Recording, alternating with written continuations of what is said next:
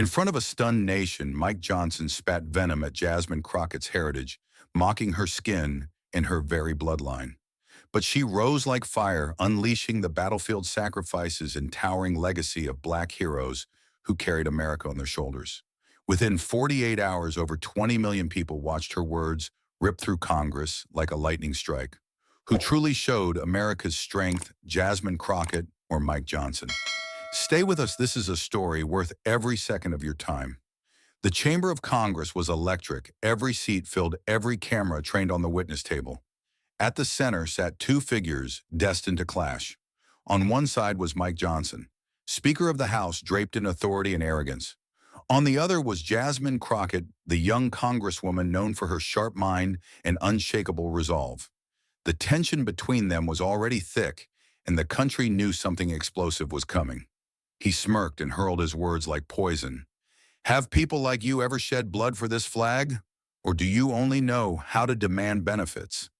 The insult cracked across the chamber like a whip. Gasps erupted. Lawmakers leaned forward.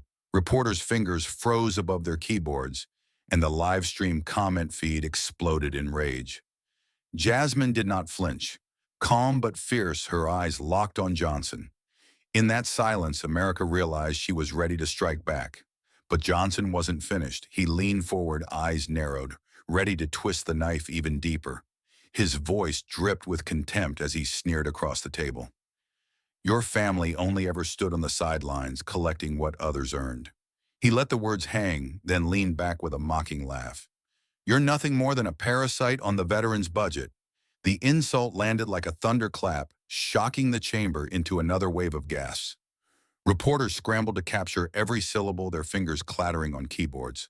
The live stream erupted, comments flying faster than the cameras could pan. It wasn't just an attack, it was a direct attempt to strip Jasmine of dignity and erase the sacrifices of those who came before her. Jasmine didn't hesitate. Calm but searing, she reached into the thick folder beside her, sliding out a pair of worn documents. Her hands were steady as she lifted them, but her voice carried the weight of generations. Since you question my family's service, she said, eyes locked on Johnson, let me remind you what sacrifice looks like in ink and blood. The cameras zoomed in, catching the creases on the yellowed paper. Reporters leaned closer, knowing something historic was about to unfold. She raised the first document, the military service record of her grandfather. My grandfather, she declared, voice sharp, a Black soldier who fought in World War II. He was segregated, mistreated, and forced into units that were given the most dangerous tasks. Yet he fought with courage, never once abandoning his post. Her voice tightened as she read a line from the record, completed service with distinction, despite racial hostilities within the ranks. Gasps rippled through the chamber again. The image of a man fighting for a nation that denied him equality was now etched into the public's mind. Without missing a beat, Jasmine lifted the second file, her father's record from the Vietnam War. The chamber stilled as she began to read. My father was drafted into Vietnam, she said firmly. He didn't run. He didn't hide. And during one mission, when his unit came under heavy fire, he carried a wounded soldier on his back through a jungle of bullets and bombs. He was injured in the process, yet he survived, saving another man's life. Her voice broke slightly, but she steadied it. He did this while America still labeled him a second-class citizen. She paused, then looked Johnson straight in the eye. Tell me, Mr. Speaker, does that sound like standing on the sidelines to you? The chamber erupted. Some older white lawmakers shifted uncomfortably in their seats, their faces etched with guilt or shame. A few leaned back, nodding slowly, as though conceding what could not be denied. Reporters typed furiously the word Vietnam, flashing across headlines in real time. The live stream chat filled with comments like, truth hits hard and respect to her family. The tension was unbearable, like a courtroom moment where the guilty party had just been cornered by irrefutable evidence. Johnson tried to laugh it off, though his smile was cracked and nervous now. He waved a dismissive hand, muttering into the microphone, these are just isolated cases, exceptions to the rule. His words sounded weak, hollow, like a man clinging to a rope already fraying. The chamber was no longer with him. The weight of history and sacrifice pressed down too heavily. Jasmine's calm gaze never wavered, her documents still resting in her hands like weapons sharper than any sword. At that moment, the hearing no longer felt like politics, it felt like Judgment Day. The tension was already boiling, and Johnson leaned forward to strike again.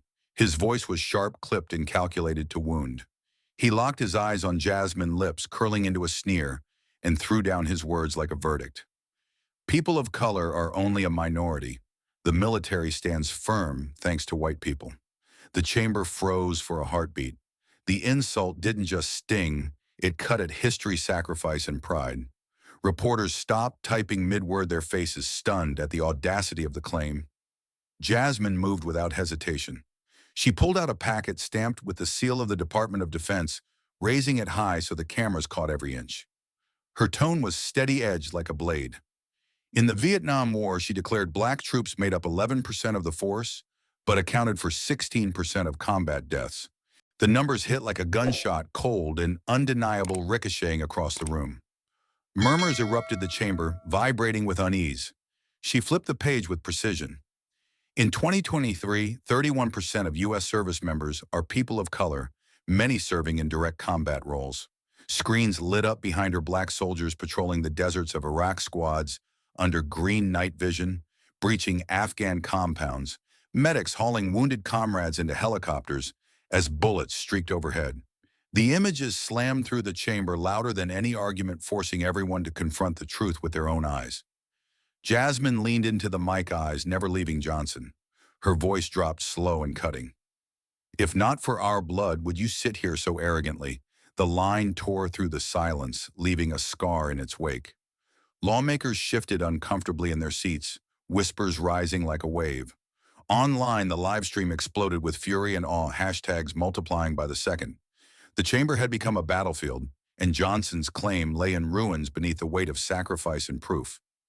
The tension from the last exchange had not even settled when Johnson lashed out again, his words cutting sharp. He leaned forward, voice dripping with scorn. "People of color should be grateful for being given the chance," he sneered. "Politics is not for the weak." His allies shifted in their seats, nodding slightly while the rest of the chamber tightened with unease. The sentence was meant to finish Jasmine, to shove her down with contempt. But instead it set the stage for her deadliest strike. Jasmine rose slowly, her eyes locked on him like steel sights.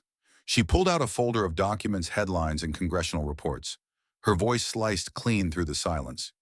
In 2023, she began, "You stood in the way of the PACT Act, the very bill designed to expand health care and benefits for veterans poisoned by toxic burn pits and chemicals. Men coughing up blood. Soldiers fighting cancers caused by service. And you voted no." She shook the folder, the headline projected on screens behind her. "Johnson blocks expanded veterans bill." Gas rippled through the chamber as the receipts came into view. She flipped the page with deliberate force. Her voice grew sharper, words falling like hammer blows.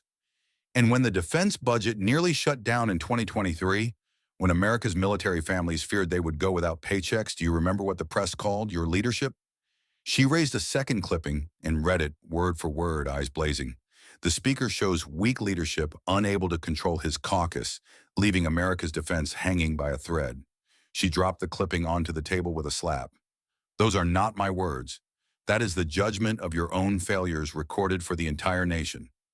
The chamber exploded with murmurs, disbelief flooding the air like static. Reporters typed furiously, their screens glowing with the phrases she had just hurled into the record. Jasmine's fury, long restrained, erupted as she slammed her palm flat against the wood. The sound echoed like a gunshot, silencing every voice in the room. Her voice thundered, steady and merciless. "You did not just insult me, you insulted every soldier who died hungry, every veteran who died sick because you blocked their lifeline. You mocked their sacrifice while they coughed blood in hospital beds abandoned by the country they served." Her hand trembled with passion, but her stance never wavered. The impact was immediate. In the gallery, veterans shifted, their faces streaked with tears. One older man gripped his cap against his chest, shoulders quaking as he fought to hold back sobs. Lawmakers across the aisle shook their heads in open disgust, some turning away from Johnson altogether. The cameras caught it all, the raw grief, the shame, and the crumbling mask of the speaker. Johnson tried to smirk to wave it off, but his lips faltered under the weight of her evidence. In that instant, the chamber belonged entirely to Jasmine. Her words, her documents, her fury, each one had stripped him bare. He was no longer the accuser. He was the accused. The fury from her last strike still hung heavy in the chamber, but Jasmine wasn't finished. She reached slowly into her folder, hands steady, eyes locked on Johnson. The silence was thick, every camera lens fixed on her, every reporter holding their breath. From the folder, she pulled a folded, yellowed piece of paper, its edges worn, its ink faded by time. She laid it gently on the desk, smoothing the creases with reverence. This, she said softly, is the last letter of Sergeant William Carter, an African-American soldier who fought in the Vietnam War. He wrote it to his wife the night before he was killed. The chamber fell completely still. Jasmine unfolded the fragile paper with care, her voice slowing, every syllable carrying the weight of ghosts. She read, "If I do not return tomorrow, tell our children we did not die for white or black. We died for America. Do not let anyone ever cheapen our blood." Her voice cracked on the last line, but she steadied herself, her eyes never leaving the page. The words floated through the air, heavy and raw, and it was as if the whole room could feel the jungle, the fear, the sacrifice of a man who knew his fate but marched anyway. For a long moment, no one moved. The letter's echo was louder than any speech, sharper than any statistic. Reporters lowered their pens, stunned into silence. Lawmakers sat frozen, caught between shame and awe. Up in the gallery, veterans bowed their heads, one man clutching the railing as tears slid down his cheeks. Even the cameras seemed to hesitate, then zoomed in tight on Jasmine's face. The shimmer in her eyes, the firmness of her jaw, the resolve of someone caring more than her own story. Across the table, Johnson finally broke. His smirk was gone, his lips pressed thin, his gaze fixed downward at the polished wood. He didn't dare lift his head, didn't dare meet the eyes of the woman who had just summoned the voice of the dead. His hands fidgeted, fingers twitching against the desk. But there was no comeback left to find. The letter had stripped him of defense. Jasmine folded the paper back with trembling hands, but when she looked up, her expression was unflinching. Her eyes glistened, but her stare was steel. She raised her chin and let the silence hang, forcing the entire nation to absorb the truth Sergeant Carter had carved into history. The cameras caught her in full-frame tears, unshed determination blazing. At that moment, it was no longer just Jasmine Crockett against Mike Johnson. It was the memory of every fallen soldier of color against the arrogance of one man. And in that silence, America understood exactly who stood for its honor. Johnson's composure cracked for good. His face reddened, his hands slammed against the mic, and his words came out sharp and desperate. "You only use your skin color to win sympathy," he spat, his voice rising louder than the gavel. The chamber gasped at the sheer bluntness, the kind of line that could not be taken back. Even the reporters, seasoned in political theater, froze in their seats. Johnson was no longer debating, he was lashing out, clawing at the edges of a fight he was losing. Jasmine did not flinch. She leaned forward, eyes blazing, her voice calm, but carrying a force that cut through the air. "You dare say I use race for sympathy," she fired back. "Then let me remind you of the people whose names history cannot erase." She raised a hand, finger steady, and spoke each name like it was carved in stone. Colin Powell, America's first black Secretary of State, a four-star general who led our military with honor through the Gulf War and rebuilt trust after September 11th. Barack Obama, our first black president, who pulled this nation out of the worst financial crisis since the Great Depression and gave millions health care through the Affordable Care Act. And Martin Luther King Jr., a man who faced batons, jail cells, and death threats to drag America closer to its own promise of equality. Her voice rose like a crescendo. These men did not ask for sympathy. They gave this country strength. The chamber shifted, murmurs swelling into audible gasps of recognition. Jasmine's words painted a living mural of sacrifice, intellect, and leadership that towered over Johnson's accusation. The names she invoked were not just historical footnotes, they were monuments. People of color have fought, bled, and led this nation. When it was on its knees, she declared, her tone like iron. "We fought in its wars, we marched in its streets, we governed its recovery. And you block veterans' benefits. You divide this country. You drag Congress into disgrace." Each line struck like a hammer against brittle glass, shattering whatever control Johnson had left. For a moment, the hearing room no longer felt like a chamber of politicians. It felt like a courtroom, and Johnson sat alone at the defendant's table. Jasmine's evidence was the indictment, her voice the prosecutor, and the weight of history the jury. Veterans in the gallery leaned forward, nodding, some wiping their eyes. Reporters whispered the names she had spoken, knowing their headlines had already written themselves. A hush spread as lawmakers across the aisle turned their eyes on Johnson, some with pity, most with scorn. Johnson tried to speak, but the words faltered in his throat. His earlier confidence had dissolved into silence. His shoulders hunched as though the weight of Powell Obama and King themselves pressed down upon him. The contrast could not have been sharper, Jasmine invoking the heroes who shaped America through sacrifice and vision, and Johnson shrinking under the memory of his own votes and failures. The chamber pulsed with tension, like a jury waiting for the final verdict. And in that moment, the Speaker of the House no longer looked like the strongest man in Congress.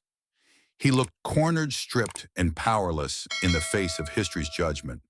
The gavel had barely fallen when the clip of Jasmine reading Sergeant Carter's letter began its wildfire spread. Within minutes, it was clipped, shared, and replayed across platforms. By the end of the first night, YouTube numbers had already soared past 10 million, the comment sections flooded with disbelief, tears, and gratitude. 48 hours later, the counter ticked over 20 million views. Anchors on every network replayed the moment in slow motion, the trembling page, Jasmine's steady voice, the stunned silence that followed. The internet didn't just watch, it relived the confrontation like a national reckoning. From diners in Georgia to veterans' halls in Ohio, the reaction was raw and unified. Retired Marines, Army medics, and Air Force pilots, black and white, called into radio shows, voices shaking with emotion. "Our blood runs the same red one," Vietnam veteran said, his voice cracking on air. "No matter the color of our skin, we all bled for that flag." Another, a white Iraq veteran, posted on Facebook, "I fought beside brothers who saved my life." Jasmine was right to remind America of that truth. These weren't polished political statements. They were confessions of men and women who had lived the battlefield and felt their sacrifice honored at last. Newspapers moved just as fast. The Washington Post ran a headline across its Sunday edition, "The Flame That Guarded Veterans' Honor." The New York Times followed with "One voice, one letter, one nation shaken." Even conservative outlets, usually quick to defend Johnson, could not deny the impact of what had been seen. Editorial boards wrote that Jasmine had pierced through years of rhetoric with a single sheet of paper and a single sentence that carried more weight than any speech Johnson had ever delivered. Her name trended in search engines not just as a politician, but as a symbol. Television analysts dissected the moment frame by frame. On CNN, a panelist declared, "You could feel the country pause when she said those words." On Fox, a veteran commentator admitted, "I didn't agree with her politics, but I can't deny the power of that letter." The clip played like a drumbeat across screens, and every repetition deepened the blow to Johnson's reputation while lifting Jasmine's image higher. She was no longer just a congresswoman, she was the embodiment of moral authority. In city squares and small towns alike, people gathered to talk about it. Coffee shops buzzed with the same line, "She spoke the truth." In veterans' hospitals, nurses replayed the video for patients who wiped away tears silently. One group of retired soldiers held up a sign outside their local hall. "Our blood is red, our honor is equal." The phrase spread like a chant carried from the gallery of Congress into the heart of America. By the end of that week, Jasmine was being called something new. Not simply a politician, not just a lawyer, but as USA Today put it, the flame that guarded veterans' honor. Her name was etched into the public conversation, and the image of her standing with that faded letter was already cemented as one of the most unforgettable political moments of the decade. By Monday morning, the shock had become motion. Hallways in the Capitol thrummed like an engine as staffers hauled draft text cost estimates and witness memos between offices. Committee phones rang nonstop. Veterans groups lined the corridors with binders and name tags pressing for urgency. The Veterans Affairs and Armed Services chairs huddled with floor leaders, sketching a fast track that skipped the usual drift. Same-day rule minimal amendments, immediate score. One whip snapped, pen stabbing a calendar square. No one wanted to be the member caught dragging their feet on benefits after what the country had just watched. Inside the Rules Committee language, tightened like a tourniquet, expanded health coverage for toxic exposure housing vouchers, for homeless veterans guaranteed mental health slots, and automatic claims review for the oldest cases. Parliamentarians traced every comma-slicing loopholes, while budget staff flashed slides that kept the price tag honest but defensible. Lobbyists for veteran service organizations nodded in terse approval. Even the skeptics kept their questions clipped. Get it clean, get it quick, get it on the floor, a vice chair said, voice flat with resolve. By the lunch hour, the path to passage was no longer theoretical. It was penciled, circled, and underlined. Down the hall, Mike Johnson's office felt like the eye of a storm-still air, and too many phones buzzing. A closed-door conference with his conference turned ugly fast moderates from swing districts demanding oxygen. We are not taking this home as a stall, one said, pupils bright with anger. Hardliners fired back about spending and process, but the room's temperature said the argument was already lost. Staffers exchanged looks that meant damage control, not strategy. The speaker could feel authority migrate from his chair to the clock. By afternoon, the press corps had a rhythm questions, like jabs, then hooks about credibility. Editorial boards that once praised discipline now used words like drift, fragility, and misread.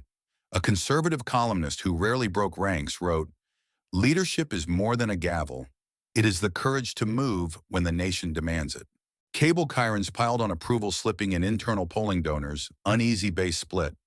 The narrative wasn't just turning, it was hardening. The Republican caucus showed the fracture lines in real time. One camp begged for a reset pass, the bill claim, responsibility stabilized the speakership. The other dug trenches, warning of precedent and runaway costs, even as their staff checked the latest view counts from the clip. "The floor will eat us alive if we stall a committee veteran," muttered Eyes on his phone. A younger member hissed back, "Then we don't stall." When the meeting broke, the hallway felt like a battlefield where one side had already begun to fold. Beyond the Capitol, the country answered with envelopes and ink. Jasmine's mailroom filled with stacked trays, then crates, then rolling bins, each stamped with return addresses from bases, hospitals, and small towns you pass at 60 miles per hour. "Thank you for speaking for us," read one neat script on VA letterhead. "I lost 2 brothers," read another in a shaky hand, "and you gave us our dignity back." Staff logged each note and scanned the ones that needed a caseworker. Gratitude arrived with pleas for help, and the office treated both like orders. On voicemail gravel, voices said the same line again and again. "We heard you." In city squares from Birmingham to Buffalo, small protests sparked without orchestration and spread by word of mouth. Veterans in worn jackets and church ushers in Sunday shoes held handmade signs, "Respect the sacrifice of black service. Honor is not a color, our blood is red." They gathered outside VA clinics, on courthouse steps beside bronze statues of soldiers whose names had outlived their faces. A retired sergeant lifted a megaphone and said, "We serve together. We will be seen together," and the crowd answered with a slow, rolling cheer. Police stood at a distance with arms crossed and no arrest to make.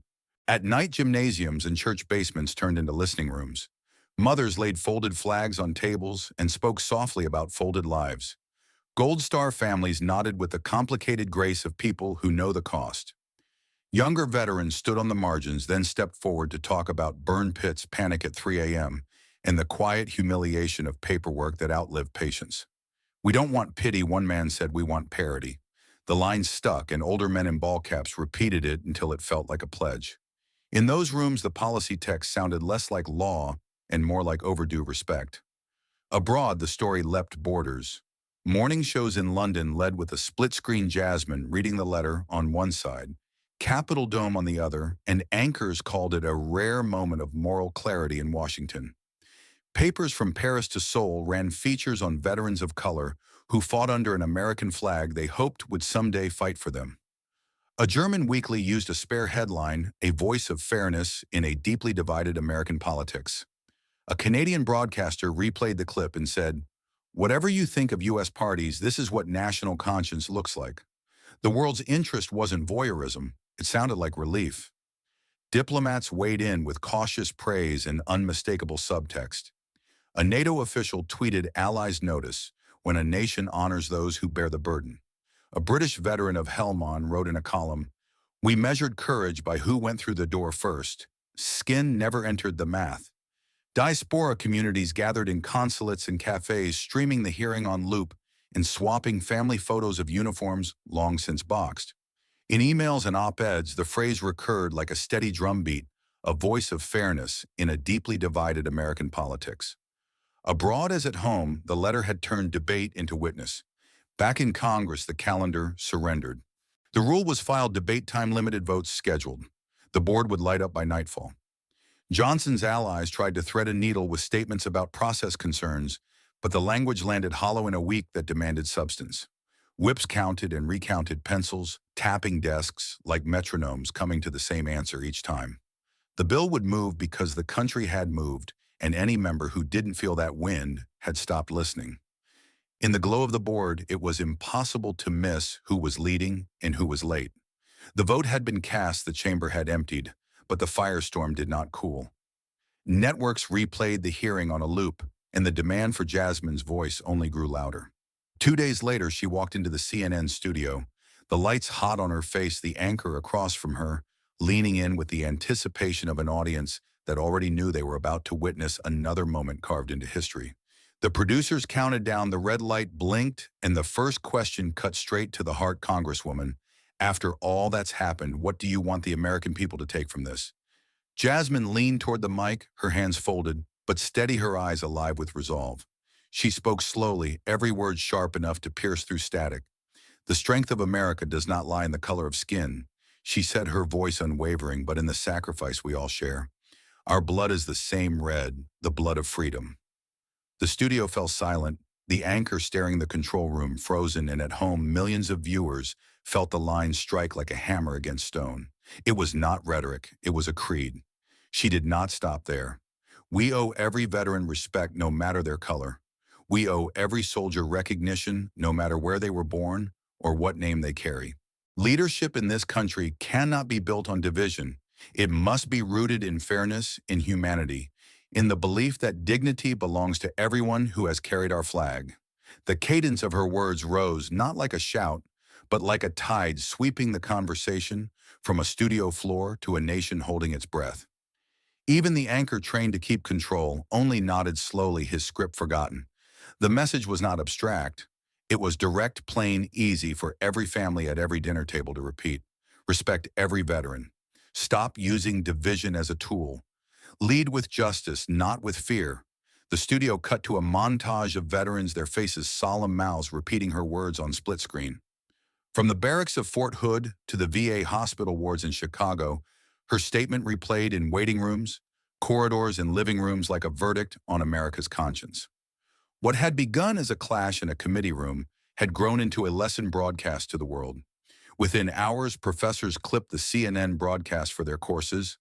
Political science seminars labeled the moment as a master class in framing one sentence, turning a heated racial attack into a unifying national creed. Communication scholars pointed out her pacing, her tone, her ability to wrap raw emotion in the structure of undeniable logic. Media schools replayed the clip side by side with footage of Kennedy, King, and Obama, showing students how a single line delivered at the right moment can anchor an entire movement. Lecture slides now bore her name as a case study in clarity and courage. Public discussion was just as fierce. In barbershops, veterans' halls, and church basements, the line was repeated like scripture. "Our blood is the same red, the blood of freedom." On call-in radio, a Vietnam veteran told the host, "She didn't just defend herself. She defended every one of us who carried that rifle and came home to be forgotten." In a diner in Pennsylvania, a man in his 70s pointed at the television replay and told his grandson, "That's what honor looks like." The phrase carried from mouth to mouth until it felt less like a quote and more like common wisdom, something America had always known but needed to hear again. The long echo was undeniable. Editorial boards and opinion writers put it into print. Jasmine Crockett did not just protect her own reputation, she safeguarded the honor of an entire generation of soldiers. The Washington Post wrote it as analysis. The Los Angeles Times ran it as praise. And on social media, the line became a refrain typed out in posts by veterans, shared by military families, amplified by everyday citizens who had never served but knew the truth when they heard it. Johnson's name faded from the headlines while Jasmine's became shorthand for moral clarity. Internationally, the CNN clip crossed borders with the speed of a bullet. European outlets described her words as a voice of fairness in a divided republic.